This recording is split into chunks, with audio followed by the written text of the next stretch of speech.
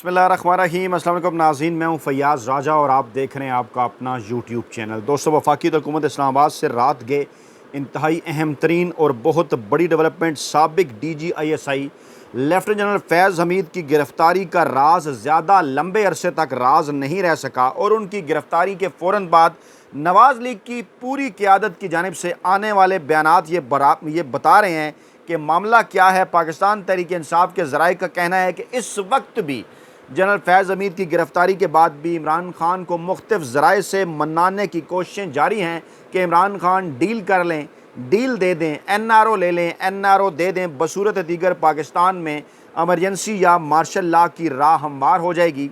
Pakistani establishment के खुद साख्ता तर्जुमान इंतहाई करीब समझे जाने वाले बाज़ नून लीग के रहनुमाओं के साथ साथ आर्मी चीफ के उस्ताद साहब ने भी तमाम तर मामलात की तस्दीक कर दी है। मैं एक एक करके पहले ये बयान आपके सामने रखता हूँ कि हुआ क्या है इस गिरफ़्तारी के बाद, उसके बाद इसकी तफसील के अंदर भी जाते हैं। ख्वाजा आसफ साहब, जो कि इस वक्त पाकिस्तानी इस्टेबलिशमेंट के बॉस हैं, मौसूफ़ का फरमाना है फैज़ हमीद ने नवाज़ और शहबाज को पैगाम भिजवाए, मुझे आर्मी चीफ बना दें, माफिया मांगी। चंद अरसे पहले तक इस किस्म का कोई बयान ख्वाजा आसफ साहब की जानिब से नहीं आया था। क्या बयान आ रहे थे वो आपके सामने रखते हैं। नदीम अफजल चंद साहब, जिनको इमरान खान ने जो है वो अपने खासा करीब रखा, अहम तरीन ओहदा भी दिया, लेकिन एहसान फरामोशी शायद इनकी सृष्ट के अंदर शामिल है। मौसूफ़ फरमाते हैं तहरीक इंसाफ हुकूमत के सारे मामलात जनरल फैज़ हमीद चलाते थे, लेकिन उस वक्त इन्हें इस बात का एहसास नहीं हुआ, ना ही पहले इनकी जानिब से ये बयान सामने आया। इन्होंने भी ये भी कहा।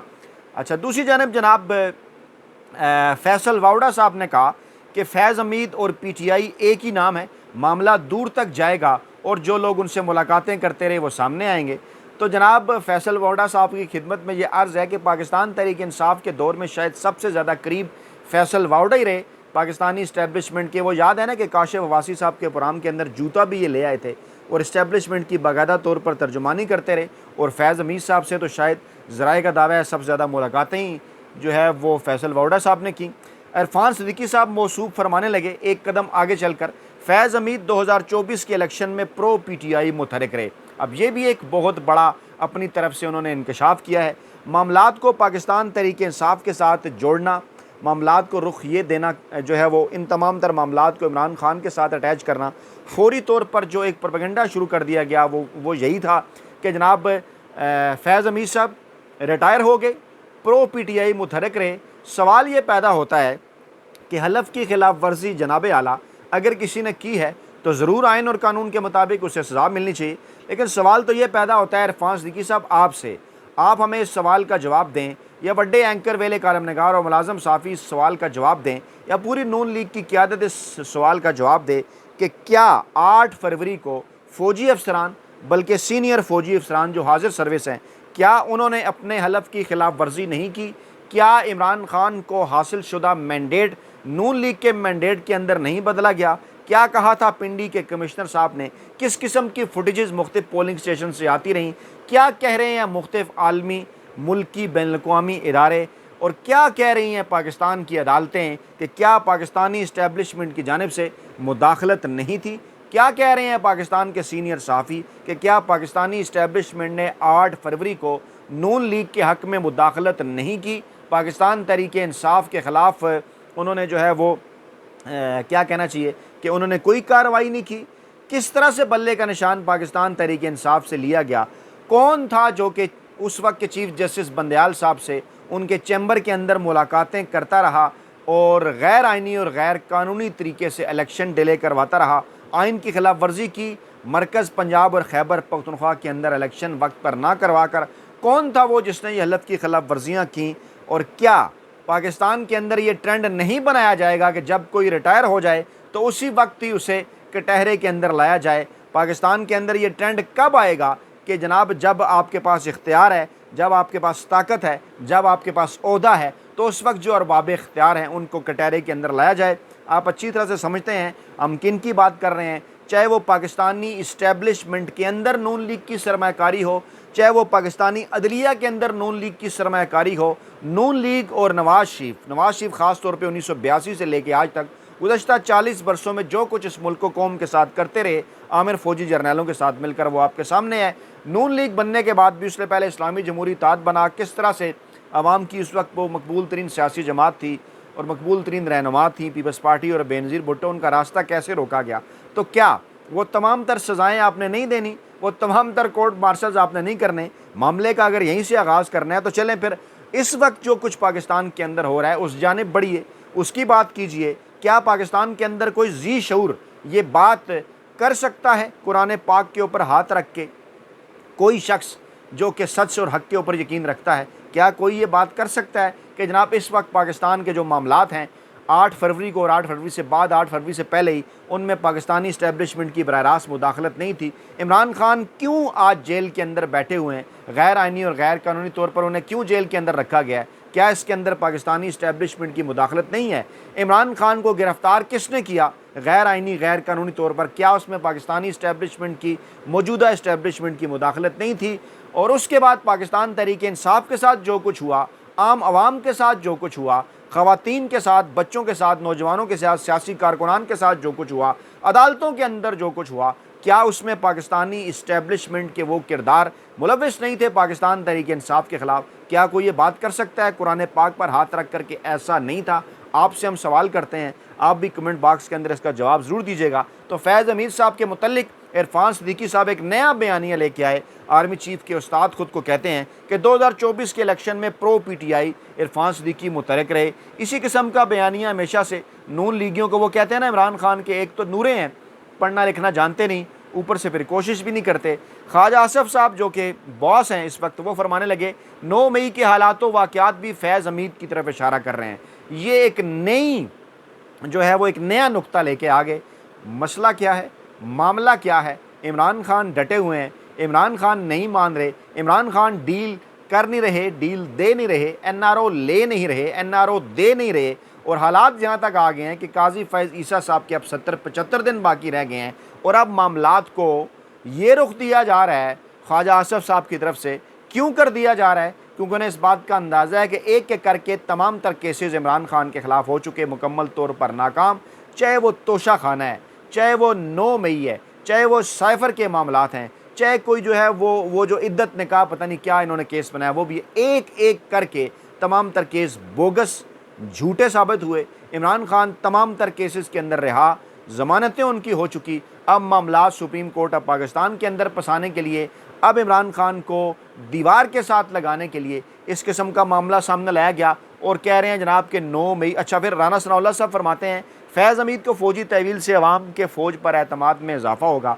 तो अवाम के फ़ौज पर एतमाद में तो उससे मज़ीद इजाफ़ा होगा कि जो कुछ इस वक्त पाकिस्तान तहरीक इंसाफ के सरबराह इमरान खान कह रहे हैं कि बराह रास्त तौर पर इस्टेब्लिशमेंट के कुछ किरदार मुलव्विस हैं, इमरान खान के ऊपर कातलाना हमला होता है, इमरान खान बाकायदा तौर पर नाम लेते हैं, FIR दर्ज नहीं होती, मामलात आगे को नहीं बढ़ते। तो क्या ये नहीं किया जाना चाहिए? फ़ौज पर अवाम के एतमाद में इजाफे के लिए राना सनाउल्लाह साहब के मौजूदा जो पाकिस्तानी इस्टेब्लिशमेंट के ऊपर इमरान खान बात कर रहे हैं, उसके हवाले से भी दूध का दूध और पानी का पानी कर दिया जाए। फैसल वोडा कहते हैं ये शुरुआत हैं, फैज़ हमीद की गिरफ्तारी के बाद PTI लेटी हुई दिखाई देगी। तो मौसूफ फैसल वोडा साहब क्योंकि अभी गुज़श्ता एक बरस से इमरान खान को और पाकिस्तान तहरीक इंसाफ को लेटा हुआ नहीं देख सके, इसलिए अब उनकी ख्वाहिश है कि किसी न किसी तरीके से जनाब लेटाया जाए, लेकिन इनकी ये ख्वाहिश पूरी नहीं होगी। अब अगर इन वाक़यात की तफसील के अंदर जाया जाए तो तमाम तर मामलात खुलकर जनाब आ जाएंगे सामने। मौसूफ कहते हैं मैं कई महीनों से कह रहा हूँ कि ये काम होगा और सबसे ज़्यादा मुबारकबाद army chief general Asim Munir को देनी चाहिए कि उन्होंने इंसाफ दिखाया। अपना इदारा हो या किसी का इदारा, पाकिस्तान से बढ़कर कुछ नहीं। तो यही तो हम सवाल कर रहे हैं कि कब तक पाकिस्तान के अंदर ये ट्रेंड रहेगा, कब तक हम माजी के आर्मी चीफ, माजी के DGI और जो रिटायर हो जाएं उनके ऊपर हम बात करते रहेंगे? क्यों ना ज़रा सा हिम्मत करके इस वक्त जो मौजूदा पाकिस्तानी इस्टेब्लिशमेंट के हवाले से इमरान खान बात कर रहे हैं उन्हीं के ऊपर बात आ जाए, उनके ऊपर बात कर ली जाए। और फिर अगर जनाब फैज़ हमीद साहब का ही मामला था तो उनकी रिटायरमेंट का इंतज़ार क्यों किया गया? जिन काजी फैज़ ईसा साहब के दिलेराना फ़ैसलों के ऊपर आप इतरा रहे हैं, तो उन्होंने तो कब का ये फ़ैसला दिया हुआ था? उस वक्त से लेके आज तक किस बात का इंतज़ार किया गया? क्यों रिटायर होने का इंतज़ार किया गया? दूध का दूध पानी का पानी कर लिया जाता। तो फैसल वोडा साहब, इस वक्त मामला ये है, आप कह रहे हैं अरशद शरीफ कत्ल केस भी खुलेगा, बिल्कुल खुलना चाहिए। अरशद शरीफ कत्ल केस और चीज़ें सामने आनी चाहिए कि आखिरकार हो क्या रहा था पाकिस्तान के अंदर और किस तरह से एक आइनी और कानूनी हुकूमत को गैर आइनी और गैर कानूनी तरीके से गिराकर पाकिस्तान के अंदर किया गया जा रहा था। अच्छा, राना सनाउल्लाह साहब ने कहा जनाब फ़ौज के ऊपर एतमाद बढ़ेगा, फिर वो कहते हैं जनाब कि ये गैर मामूली वाक़या है। मेरा नहीं ख्याल कि इस सतह पर कोई मिसाल मिलती हो, वो बहुत अहम मुद्दों पर रहे हैं। तो बिल्कुल हम भी ये कहते हैं कि माजी में अगर इस किस्म की कोई मिसाल नहीं मिलती, अगर इसका आगाज़ कर ही दिया गया है, तो फिर डेफिनेटली इस वक्त पाकिस्तान के मकबूल तरीन अवामी सियासी रहनुमा इमरान खान, पाकिस्तान की मकबूल तरीन अवामी सियासी जमात इमरान जो पाकिस्तान तहरीक इंसाफ जो कुछ कह रही है, उनसे पूछा जाए क्या इस हवाले से उनके पास सबूत मौजूद हैं, और अगर उनके पास सबूत मौजूद हैं, इमरान खान मुतलका फोरम्स पर मामले को ले जाना चाहते हैं, 9 मई का मामला हो, साइफ़र का या दीगर कि जुडिशल कमीशन बनाया जाए, वहाँ पर मामलात ले जाएँ, तो फिर क्यों ना आगाज़ कर दिया जाए पाकिस्तान में मज़ीद बड़ी बड़ी चीज़ों का, ताकि फिर वाकई ये साबित हो कि पाकिस्तान के अंदर कोई भी शख्स या कोई भी जो इदारा है वो एहतसाब से बालातर नहीं है। 9 मई की तरफ क्यों इशारा कर रहे हैं? ख्वाजा आसफ़ साहब चंद दिन पहले तो ये बात कर रहे थे, क्या उस वक्त हलफ की खिलाफ वर्जी नहीं हुई? 2019 के अप्रैल का जिक्र कर रहे थे ख्वाजा आसफ़ के। अप्रैल के महीने में जनाब बकौल इनके चंद दिन पहले इन्होंने एक टीवी शो के अंदर ये बात की, बकौल ख्वाजा आसफ़ साहब के जनरल फैज़ हमीद इनसे मुलाकात उन्होंने की जनरल बाजवा के ससुर के यहाँ एक तकरीब में, और वहाँ पर उन्होंने ख्वाजा आसिफ को ऑफ़र की और कहा कि हम तो जनाब इमरान खान से बड़े तंग हैं, आप जून जुलाई के अंदर पंजाब की हुकूमत ले लें और 6 माह बाद नवंबर दिसंबर के अंदर जाकर फिर जो है वो मरकज़ की हुकूमत ले लें। लेकिन उसके बाद फिर कोरोना आ गया। उससे पहले क्या हुआ? उससे पहले ये हुआ कि धरना आ गया मौलाना फजल रहमान साहब का, फिर नवाज शरीफ साहब के प्लेटलेट्स गिरना शुरू हो गए, उसके बाद फिर नवाज शरीफ साहब को बाहर भिजवा दिया गया, और उसके बाद फिर साबिक आर्मी चीफ कमर जावेद बाजवा की एक्सटेंशन भी होगी, और इसी एक्सटेंशन के ऊपर ख्वाजा आसफ़ साहब मौसूफ ये इंकशाफ कर रहे हैं कि वो अप्रैल 2019 के अंदर राज़ी थे, जब इसके ऊपर कोई बात ही नहीं हो रही थी। यानी एक्सटेंशन होने जा रही है नवंबर 2019 के अंदर। आपको याद होगा उस वक्त के चीफ जस्टिस खोसा साहब ने भी मामलात के अंदर इंटरवीन किया था, मामला गया था कौमी असम्बली के अंदर, वहाँ पर एक्ट को जो है वो उसके ऊपर जो है कानून साजी हुई थी, और उसके बाद फिर बाजवा साहब की एक्सटेंशन हुई थी। और ख्वाजा आसफ़ साहब क्या ये बात नहीं कर सकते? वो कह रहे हैं जनाब कि रिटायरमेंट के बाद वो एक्टिव रहे। इरफान सिद्दीकी साहब कह रहे हैं रिटायरमेंट के बाद वो एक्टिव रहे। तो क्या आप ये कहना चाहते हैं कि एक रिटायर्ड DGISI के पास इतने इख्तियारात होते हैं कि उन्होंने इमरान खान को जितवा दिया, और एक हाज़िर सर्विस DGISI के पास या मौजूदा इस्टेब्लिशमेंट के पास इतने इख्तियार नहीं थे कि जो कुछ पाकिस्तान के अंदर हुआ वो फिर किसने करवाया? वाज़ेह तौर पर इन चीज़ों के सबूत मौजूद हैं। जो हल्का खुल रहा है उस हल्के के नताइज बदले हुए नज़र आ रहे हैं। फार्म 45 क्या कह रहे हैं, फार्म 47 क्या कह रहे हैं? तो किसके पास है पाकिस्तान के अंदर ये इख्तियार? ब्यूरोक्रेसी किसके कहने के ऊपर ये सब कुछ कर रही थी? कहाँ हैं पिंडी के कमिश्नर साहब जिन्होंने बहुत बड़ा इंकशाफ किया था? काजी फैज़ ईसा साहब के मुतल्लिक भी उन्होंने क्यों जिक्र किया था? क्योंकि काजी फैज़ ईसा साहब बाकायदा तौर पर इन तमाम तर मामलात के सहूलतकार थे, और मामला अगर फैज़ ईसा साहब या फैज़ हमीद साहब का था जो 2017 से चल रहा है, तो उसके अंदर पाकिस्तानी अवाम का क्या कसूर था? उसके अंदर पाकिस्तान की उस मुंतखब आइनी कानूनी जमहूरी हुकूमत का क्या कसूर था? अगर फैज़ हमीद साहब के ख़िलाफ़ कोई रेफरेंस जो है वो दायर करवाया था, जो है अगर काजी फैज़ ईसा साहब के ख़िलाफ़ कोई रेफरेंस फैज़ हमीद साहब ने दायर करवाया था, तो काजी फैज़ ईसा साहब इखलाकी जुर्रत दिखाते, अपनी मनी ट्रेल दे देते, वहाँ से भी वो टेक्निकली निकले। और आज जब एक दिन में ये फैसला आता है कि नून लीग को 4 नशिस्तें जो कि पाकिस्तान तहरीक इंसाफ की थी वो बांट दी गई हैं, और उसके बाद फिर जब ये खबर आती है, हम इसके ऊपर कोई शकूक का इज़हार नहीं कर रहे कि मामला पहले से नहीं शुरू होगा। यकीनन मामला पहले से शुरू होगा। ISPR की प्रेस रिलीज़ बताती है उन्होंने बड़ी इसके अंदर तहकीक की, लेकिन जो बयानात नून लीगी क़यादत के उसके बाद आ रहे हैं वो काजी फैज़ ईसा साहब को फ़ायदा पहुँचाने के लिए इमरान खान की बुक्स में ही है ना। वो तमाम तर चीज़ें क्या हैं? वो चीज़ें कि किसी न किसी तरीके से काजी फैज़ ईसा साहब की एक्सटेंशन की राह मार की जाए। वो कैसे हो सकता है? जब मौजूदा हुकूमत रहेगी और काजी फैज़ ईसा साहब उसके बदले में क्या करेंगे? वो जो आज उन्होंने करके दिखाया। तो मामला क्या है कि वो कहते हैं कि दुश्मन का दुश्मन दोस्त होता है। तो इस वक्त चाहे पाकिस्तान की मौजूदा इस्टेब्लिशमेंट है, चाहे पाकिस्तान की मौजूदा चीफ जस्टिस हैं, चाहे इस वक्त नून लीगी माफिया हैं, हैंडलर्स हैं, सहूलतकार हैं, मैं इस्टेब्लिशमेंट के अंदर और अदलिया के अंदर नून लीग की हमेशा से मौजूद रही सरमाकारी का जिक्र कर रहा हूँ, वो तमाम के तमाम इस वक्त इमरान खान के हवाले से एक पेज पर क्यों हैं? क्योंकि इमरान खान खड़ा है डट के। इमरान खान कर चुका है इनकार और कहा यह जा रहा है बार बार कि इमरान खान को मनाओ, इमरान खान को मनाओ, वरना मुल्क के अंदर फिर इमरजेंसी या मार्शल लॉ के लिए तैयार हो जाओ। और आर्मी चीफ़ के उस्ताद कहलाने वाले इरफान सिद्दीकी साहब ने जब ये बात की है, क्या भला बात की है, उन्होंने कहा जनाब कि इमरान खान जो है जो फैज़ अमीर साहब हैं वो जनाब बड़े एक्टिव थे, किस हवाले से 2024 के इलेक्शन में प्रो पीटीआई। तो किस बात की ये तस्दीक कर रहे हैं, ये इस बात की तस्दीक कर रहे हैं कि फैज़ अमीर साहब के मामलात को इमरान खान के साथ जोड़ा जाएगा और आगे चलकर इमरान खान का मामला भी फ़ौजी अदालतों के अंदर ले जाया जाएगा, जिसकी जानिब इमरान खान आज पहले ही इशारा कर चुके और वो बात कर चुके कि हुकूमत आइन में गैर आइनी तौर पर तब्दीली करना चाहती है और उसके लिए तमाम तर मामलात हो रहे हैं ताकि काजी फैज़ ईसा साहब को किसी न किसी तरीके से एक्सटेंशन दिलवाई जा सके। अपना बहुत ख्याल रखिएगा, दुआ में याद रखिएगा। नई वीडियो के साथ जल्द हाजिर होंगे। अल्लाह ने के बाद।